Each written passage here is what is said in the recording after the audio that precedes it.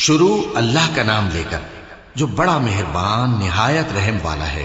اور کتاب یعنی قرآن میں مریم کا بھی تذکرہ کرو، جب وہ اپنے لوگوں سے الگ ہو کر مکان کے مشرقی حصے میں چلی گئیں، پھر انہوں نے ان کی طرف سے پردہ کر لیا تو ہم نے ان کی طرف اپنا فرشتہ بھیجا، سو وہ ان کے سامنے ایک خوبصورت مرد کی صورت میں آیا۔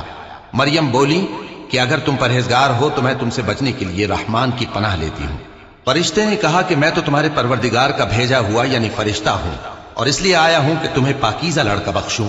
مریم نے کہا کہ میرے ہاں لڑکا کیوں کر ہوگا، جبکہ مجھے کسی مرد نے بطور شوہر چھوا تک نہیں، اور میں بدکار بھی نہیں ہوں۔ فرشتے نے کہا کہ یوں ہی ہوگا، تمہارے پروردگار نے فرمایا کہ یہ مجھے آسان ہے، اور میں اسے اسی طریق پر پیدا کروں گا تاکہ اس کو ہم لوگوں کے لیے اپنی طرف سے نشانی اور ذریعہ رحمت بنائیں، اور یہ کام مقرر ہو چکا ہے۔ چنانچہ وہ اس بچے کے ساتھ حاملہ ہو گئیں اور اسے لے کر ایک دور جگہ چلی گئیں۔ پھر درد ذہ ان کو کھجور کے تنے کی طرف لے آیا، کہنے لگی کہ کاش میں اس سے پہلے مر چکتی اور بھولی بسری ہو گئی ہوتی۔ تب ان کے ٹیلے کے نیچے کی جانب سے فرشتے نے ان کو آواز دی کہ غمناک نہ ہو، تمہارے پروردگار نے تمہارے نیچے ایک چشمہ پیدا کر دیا ہے، اور کھجور کے تنے کو پکڑ کر اپنی طرف ہلاؤ، وہ تم پر تازہ عمدہ کھجوریں گرائے گا، تو کھاؤ اور پیو اور آنکھیں ٹھنڈی کرو۔ اگر تم کسی آدمی کو دیکھو تو کہنا کہ میں نے اللہ کے لیے روزے کی منت مانی، تو آج میں کسی آدمی سے ہرگز کلام نہیں کروں گی۔ پھر وہ اس بچے کو اٹھا کر اپنی برادری والوں کے پاس لے آئیں۔ وہ کہنے لگے کہ مریم یہ تو نے برا کام کیا، اے ہارون کی بہن، نہ تو تیرا باپ ہی برا آدمی تھا اور نہ تیری ماں ہی بدکار تھی۔ تو مریم نے اس بچے کی طرف اشارہ کیا۔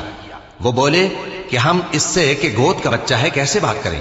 بچے نے کہا کہ میں اللہ کا بندہ ہوں، اس نے مجھے کتاب دی ہے اور نبی بنایا ہے، اور میں جہاں ہوں اور جس حال میں ہوں اس نے مجھے صاحب برکت بنایا ہے، اور جب تک زندہ ہوں مجھ کو نماز اور زکوٰۃ کا ارشاد فرمایا ہے، اور مجھے اپنی ماں کے ساتھ نیک سلوک کرنے والا بنایا ہے اور سرکش و بدبخت نہیں بنایا، اور جس دن میں پیدا ہوا اور جس دن مروں گا اور جس دن زندہ کر کے اٹھایا جاؤں گا مجھ پر سلام ہے۔ یہ مریم کے بیٹے عیسیٰ ہیں، اور یہ سچی بات ہے جس میں لوگ شک کرتے ہیں۔ اللہ کو شایع نہیں کہ کسی کو بیٹا بنائے، وہ پاک ہے، جب کسی چیز کا ارادہ کرتا ہے تو اس کو یہی کہتا ہے کہ ہو جا، تو وہ ہو جاتی ہے۔ اور بے شک اللہ ہی میرا اور تمہارا پروردگار ہے، تو اسی کی عبادت کرو، یہی سیدھا رستہ ہے۔